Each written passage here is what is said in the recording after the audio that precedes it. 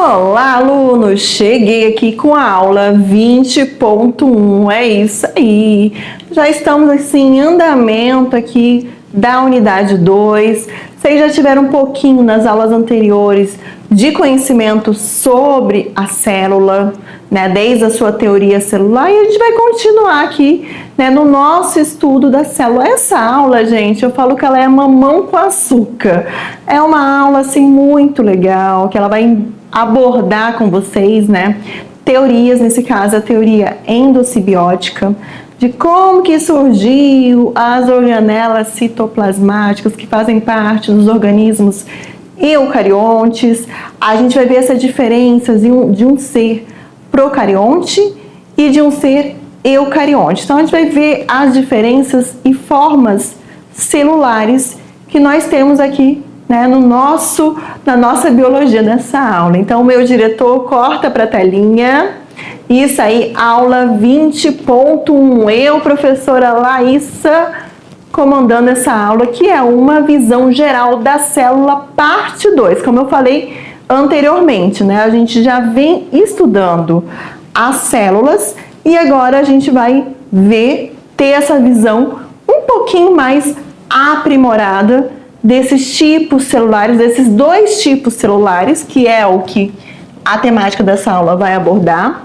Tamanho e forma das células, vocês vão ver que elas vão apresentar tamanho e forma distintas, e de acordo com esse tamanho e forma distintas, essa relação entre a forma e a função da célula. Então a forma dessa célula, ela vai estar o quê? Relacionada ao seu grau de especialização, à sua função. Professora, já que a senhora falou isso, podia me dar um exemplo? Sim, eu posso dar um exemplo aqui, bem fácil.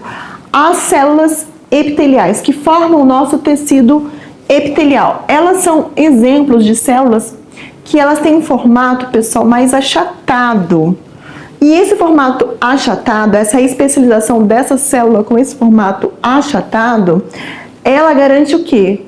Quando a gente pensa aqui no nosso corpo, ela nos garante uma barreira de proteção, como se fosse assim, uma barreira que vai nos proteger. Só um exemplo aqui, né, para vocês irem pegando a temática da nossa aula. Então vamos lá? De cara aqui vocês têm a professora Tabita e um emaranhado de células aqui. A gente tem aqui, nessa imagem, vou até circular aqui para vocês, nesse caso aqui, a célula vermelha, né? Isso mesmo. Essa célula aí, ela faz parte do quê? Da composição do nosso sangue. E essa célula vermelha, ela é mais conhecida como glóbulos vermelhos, ou também podem ser chamadas de hemácias. Quem já fez exame de sangue, já teve a curiosidade de abrir aqueles resultados, vai verificar que em alguns resultados ou vai vir como glóbulo vermelho, contagem, né, de glóbulos vermelhos, ou vai vir com o nome de hemácia. Esse tipo celular, ele tem essa forma mais arredondada, um pouco côncava, que é justamente para quê? Para o transporte do oxigênio. É mais aí, né, uma função. E essa forma, ela vai ajudar esse transporte. Aqui nós temos também células epiteliais, que eu já falei um pouquinho para vocês. Nós vamos ter aqui, ó, os espermatozoides, que são células sexuais que vão carregar parte do material genético masculino para chegar onde? Para chegar no ovócito secundário ou óvulo, para aí então acontecer a fecundação e essas células se unirem para formar uma única célula, que a gente denomina de célula ovo ou zigoto. Aqui, mais adiante, nós temos aqui célula nervosa. Mais um exemplo aí com esse formato aí alongado, que é justamente para as transmissões, os impulsos nervosos, transmissões de impulsos nervosos de uma célula para outra. E esse formato, essa forma, vai estar garantindo esse impulso. E aqui, gente, a gente tem um esquema de 2 tipos de células, que é o que a gente vai estar trabalhando na nossa aula, né? E eu vou estar falando um pouquinho da teoria endossimbiótica, que é a célula animal, aqui, e célula vegetal. Então, a gente vai ver esse comparativo desses 2 tipos celulares. É importante, né, eu falar para vocês que vocês possam entender. Mas antes, existem 2 tipos básicos de células. As células que são conhecidas como procarionte e as células que a gente conhece como eucariontes. E é isso aí, pessoal. As células procariontes, vou até pedir para o diretor me cortar aqui. Vamos lá, as células procariontes, como vocês estão vendo aqui, deixa eu apontar aqui para vocês, são células o quê? Que a gente chama de células primitivas, primordiais, né? Estão lá milhões e milhões de anos na Terra. E elas têm uma característica, esse tipo celular. Eles não possuem o quê? O núcleo. Então, o material genético desse indivíduo, desse ser, ele é um material que fica espalhado na célula, porque ele não vai ter essa delimitação, esse envoltório que vai estar o quê? Que vai estar delimitando aquele material. Já no caso das células eucariontes, vou até apontar aqui para vocês, né? A gente já disse que são células o quê? Mais evoluídas. Evoluídas por quê, professora? Porque o material genético, o nosso DNA, o RNA, né, todo o nosso material genético, ele vai estar envolto por uma carioteca, uma membrana nuclear. Então, ele vai estar ali protegido, guardadinho. Então, essas células, elas são o quê? Quando comparada aos organismos procariontes, elas são evoluídas. Meu diretor, corta agora para a telinha para a gente prosseguir aqui esse aprofundamento desses 2 tipos celulares, tá, ok? Mas, se os primeiros seres vivos eram procariontes, como então surgiu os eucariontes, né? Até porque a professora acabou de falar aí que os seres procariontes, eles são lá dos primórdios da Terra.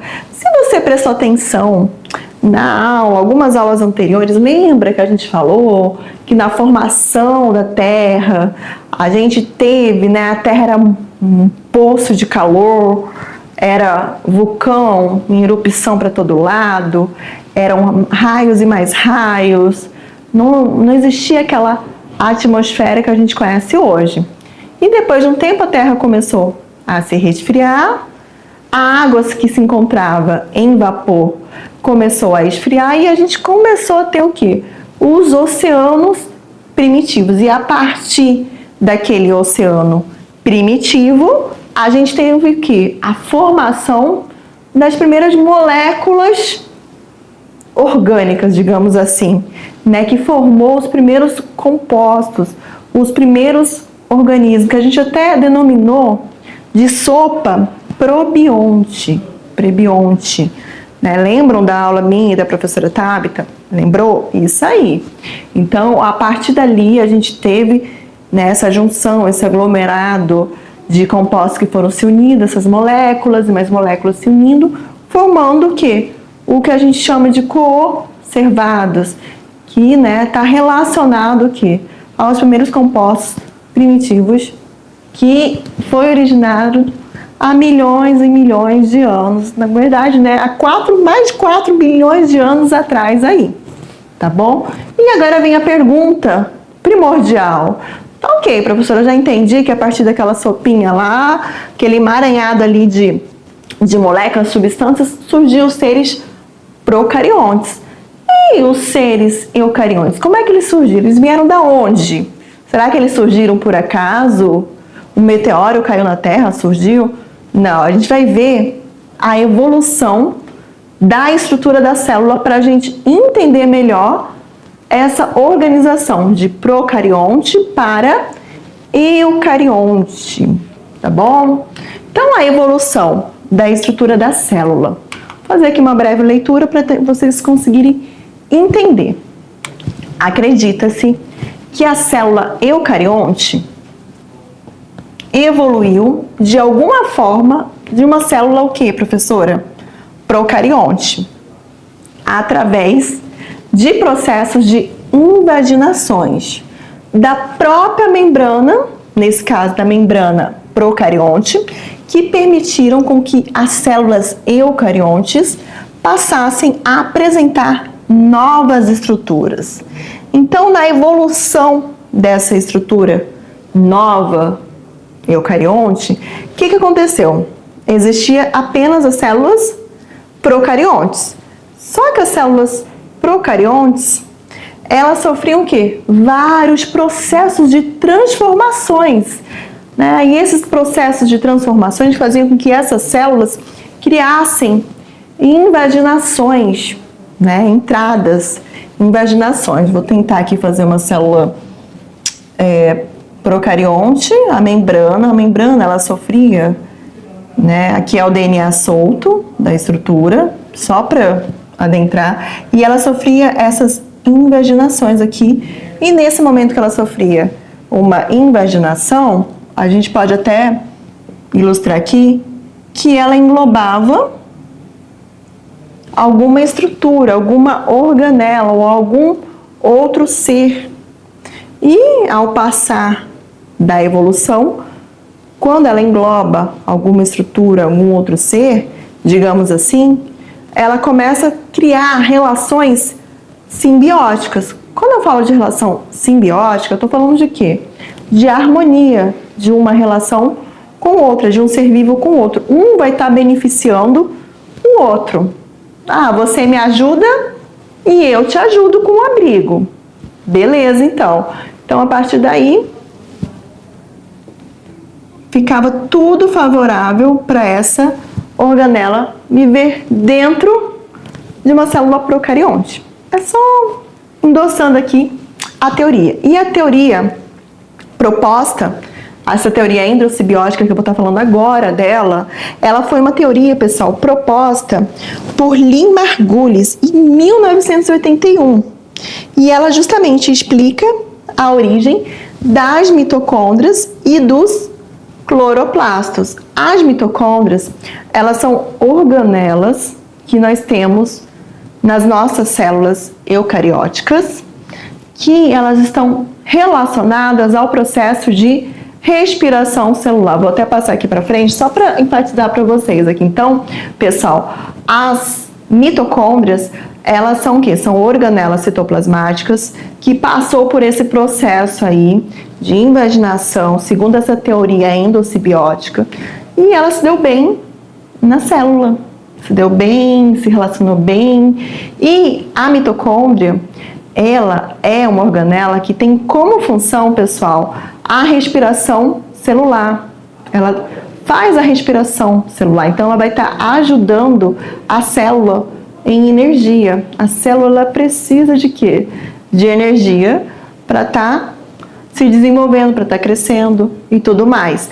E no caso aí dos cloroplastos, aconteceu a mesma coisa. O cloroplasto, pessoal, é uma organela, né, que está o quê? Faz parte das células vegetais, que ela é responsável pelo processo da fotossíntese. O cloroplasto, ele tem um pigmento chamado clorofila, e esse pigmento, ele é capaz de absorver a energia solar.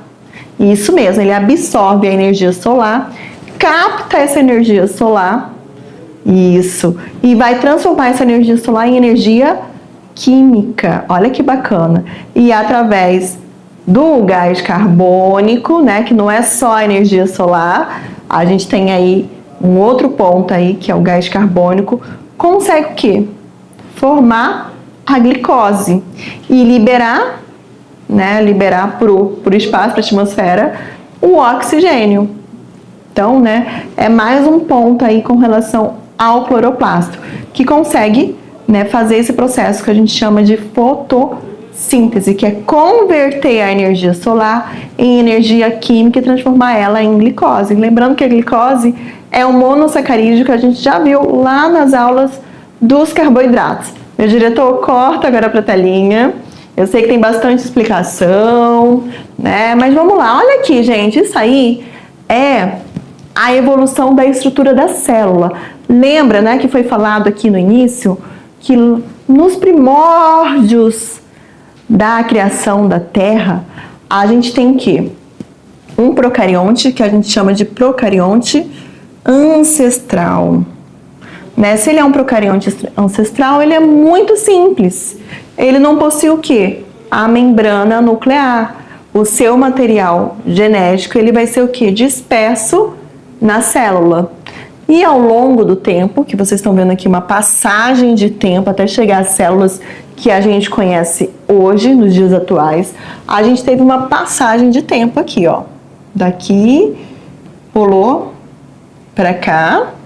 E se você perceber, esse processo aqui, ao longo desse tempo, está criando o quê? Esse procarionte, ele está se tornando uma célula eucarionte. Isso quer dizer o quê?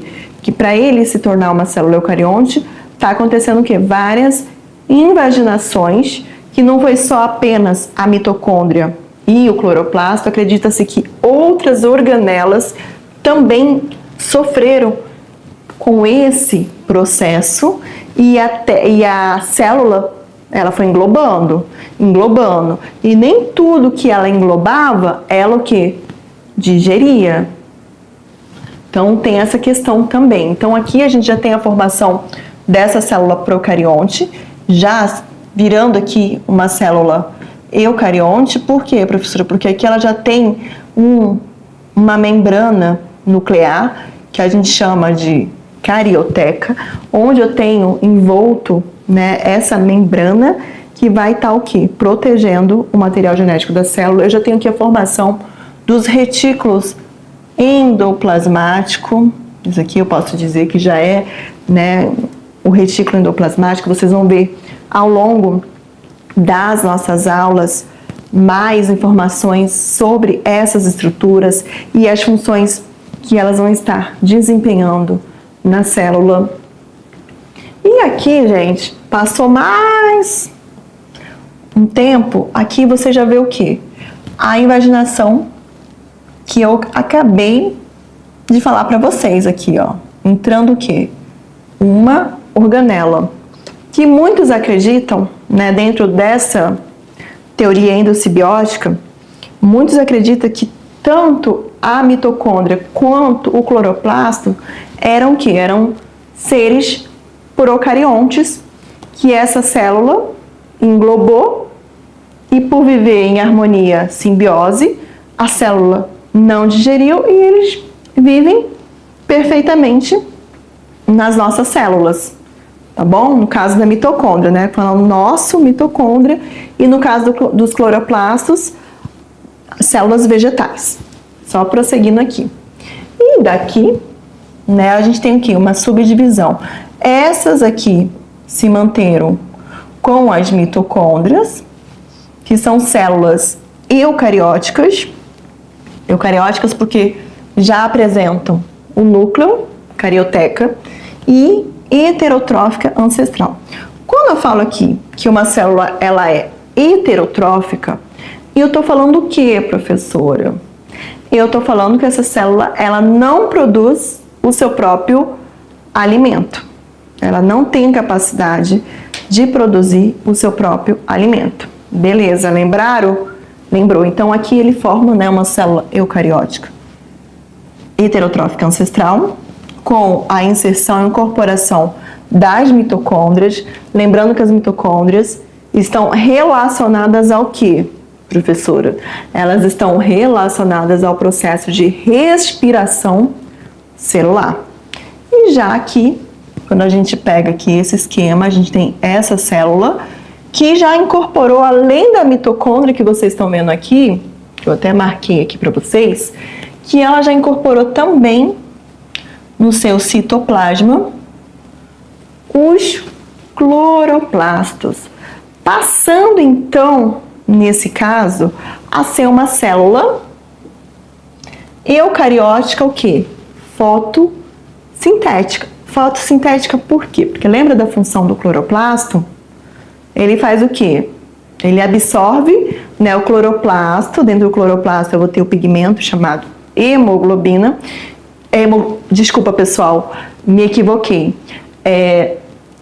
Dentro do cloroplasto, eu vou ter o pigmento chamado clorofila, isso aí, e essa clorofila, ela tem a capacidade de estar absorvendo a energia solar. Quando ela absorve a energia solar, só um ponto aí, ela vai converter essa energia solar em energia química e vai gerar para a célula a glicose, que é o quê? O monossacarídeo, que fornece energia, que alimenta aquela célula. Só resumindo aí essa função aí dessa incorporação com relação ao cloroplasto, tá bom? Prosseguindo agora, uma outra análise aqui, né? Então a gente tem invaginações de bactérias, né? A célula invaginando, englobando essas bactérias, nesse caso, né? Bactérias primitivas, e passando então essas bactérias a viver no interior da célula. E lógico, né? Quando elas vivem nesse interior, vivem em simbiose, por isso teoria endo quer dizer o quê? Dentro da célula, simbiótica, em harmonia, formando outras organelas. Nesse caso aí, né, o X aqui da questão, mitocôndria e os cloroplastos.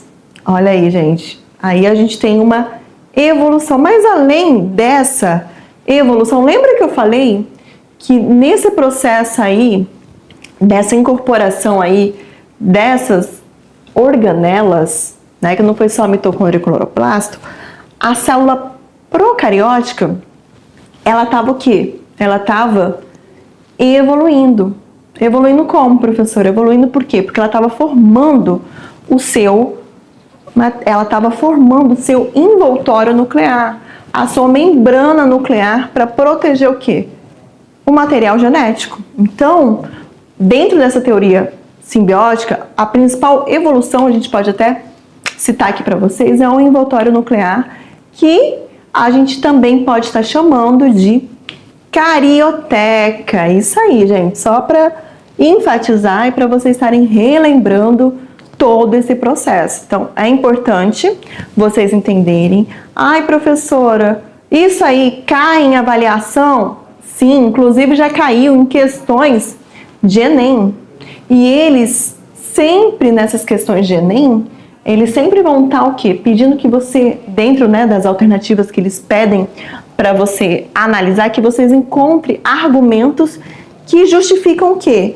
As evidências da teoria endossimbiótica. Então é importante vocês entenderem e até buscarem mais, né, estudar essa teoria. Por quê, gente? Porque ela é crucial para a gente entender, né, a evolução da vida na Terra. É mais um ponto aí com relação a essa teoria. E assim, uma das evidências dessa teoria, né, em 1981, a Lynn Margulis, que foi, né, a cientista, que eu falo que foi a bióloga, né, ela endossou essa teoria. Por quê? Ela conseguiu comprovar, corroborar essa teoria. Por quê? Porque ela percebeu que tanto mitocôndria, né, voltando aqui, quanto mitocôndria, quanto cloroplasto, eles possuem o quê? Presença de DNA próprio. É uma característica que endossa, pessoal, que eram o quê? Seres primitivos, procariontes, bactérias até então.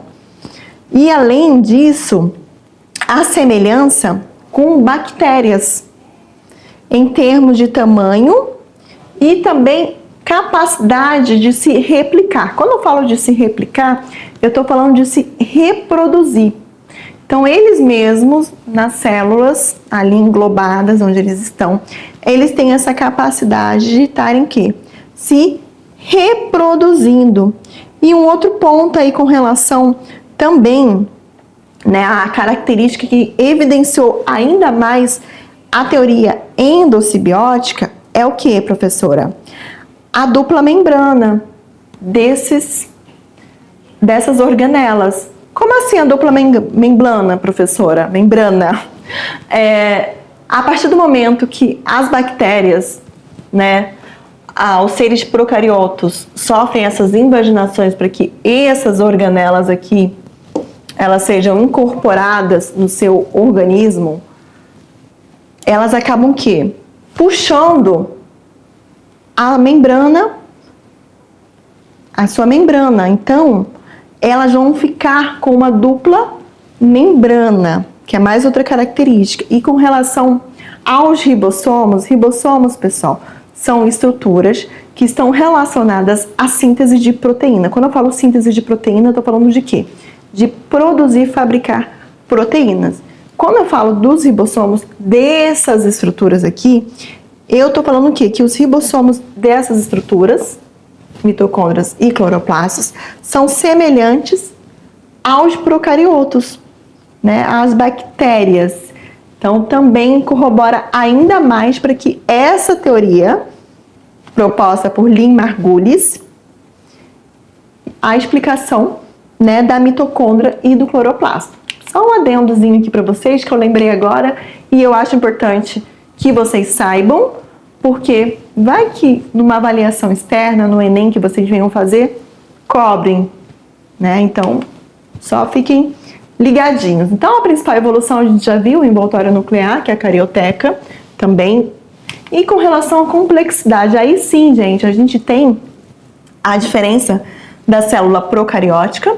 Vocês percebem aqui que ela é muito mais simples. Olha aqui os ribossomos que eu citei aqui para vocês. Nós vamos ter a cromatina, que faz parte do material genético dessa célula, membrana esquelética, né? Membrana plasmática, esse segundo ponto, e o hialoplasma, que seria o citoplasma, onde vou ter o quê? Eu vou ter esse material genético aqui mergulhado nessa célula, bom? E quando a gente compara a célula procariótica para uma célula eucariótica, como que vocês estão vendo aí nessa imagem, vocês percebam a complexidade que é.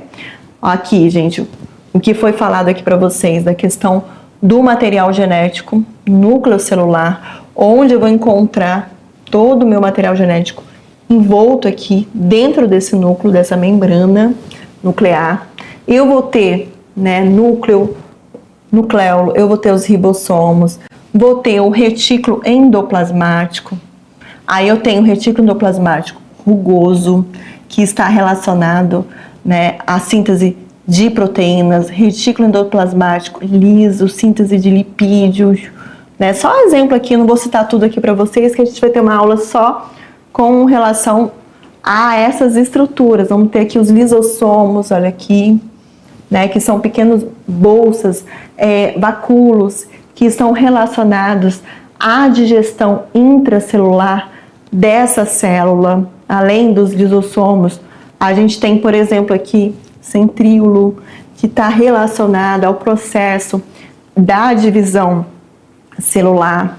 É mais um ponto aí com relação a essa complexidade que é uma célula eucariótica. Por isso que a gente fala que essa célula, ela é tão evoluída, tá bom? Prosseguindo aí com relação ao tamanho. Olha a diferença aí do tamanho, né? A gente tem aqui 100 micrômetros, que é muito pequenininho, né? Quando a gente pensa aqui que é uma célula eucariótica animal. E quando a gente pensa numa célula procariótica, olha a proporção dela. Ela equivale ao quê? A 10 micrômetros. Ela tá em 10:1, tá bom?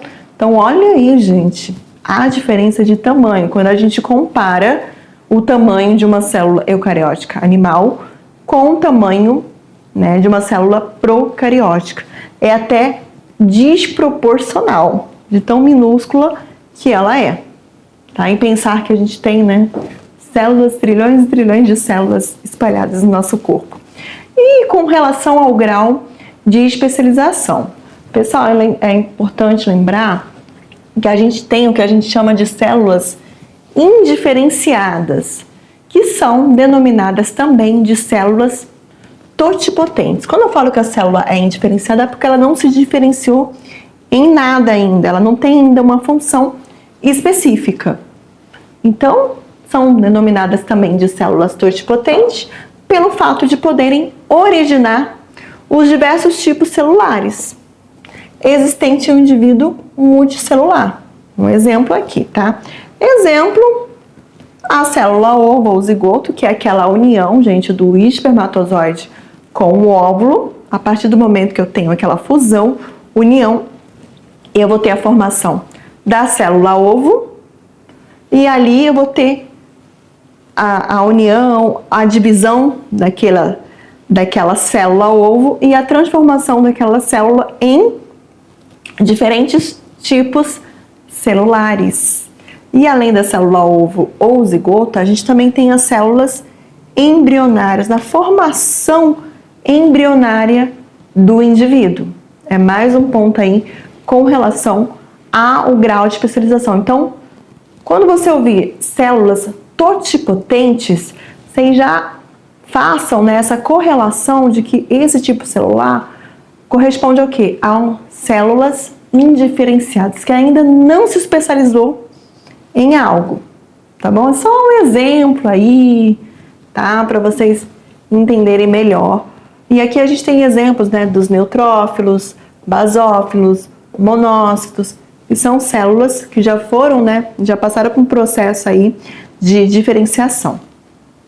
Prosseguindo aqui, vimos células indiferenciadas e agora a gente vai ver células diferenciadas. Disse dos tipos celulares que, por passar por um processo de especialização, estão aptas para desempenhar uma função específica. Diferenciou função específica. Exemplo, células hepáticas, as próprias células musculares, ósseas e também células nervosas. Só um ponto aí, um adendo aí. E agora, células vegetal. Olha aí, gente, o cloroplasto aqui de cara. Vou até mudar aqui a cor da minha canetinha. Olha aqui o cloroplasto. Olha que lindo o cloroplasto aí. A gente percebe aí que a célula vegetal, além do cloroplasto, ela vai estar apresentando outras características. Que características são essas aqui, professora? A gente vai ter aqui, nesse caso, a parede celular, que é formada pela celulose, que é um polissacarídeo, que confere o que é célula? Ela vai conferir rigidez da membrana plasmática, proteção, e evita o quê? Com que essa célula ela se rompa. Então, ela se torna mais resistente. E além da parede celular, a gente tem um vacúolo, que é como se fosse uma bolsa que vai estar armazenando substâncias, nesse caso aqui, água, os íons, tá bom? É mais um ponto aí com relação à célula vegetal. Os cloroplastos eu não preciso falar, né, que eu já falei da questão fotossintética, então não preciso adentrar mais sobre ele. Prosseguindo aqui sobre a célula vegetal, possui parede celular, ao invés da membrana plasmática, sendo mais rígida, possui o vacúolo, que foi o que a gente viu, o armazenamento de substâncias, que é a função do vacúolo, e o cloroplasto é onde eu tenho o quê? A fotossíntese. Mais um ponto aí com relação às estruturas que fazem parte da célula vegetal. Morfologia celular. É isso mesmo, morfologia celular. Afinal de contas, né? De cara aqui a gente já vê, né, que a morfologia está relacionada ao quê, gente? Está relacionada à forma da célula e à função que ela vai desempenhar. Por exemplo, células musculares aqui, elas vão ter o quê? Elas vão ter um formato mais alongado, que vai facilitar o quê? A contração dessas células. Só assim, só um adendo aí para vocês saberem. Aqui a gente está vendo, né, o nosso neurônio. Aqui a gente tem o espermatozoide. São células que vão apresentar funções distintas, formas e funções distintas. Então, a morfologia celular, ela indica o quê? A sua função, nesse caso, a sua localização, o tipo de ser vivo, quando a gente observa. No caso, nas bactérias, por exemplo, determina o tipo de patógeno, doença, que ela pode estar causando. Entenderam, pessoal? Então, essa aí foi a aula, ela foi baseada realmente na teoria simbiótica, que eu vou estar batendo aqui na tecla com vocês com relação a essa teoria.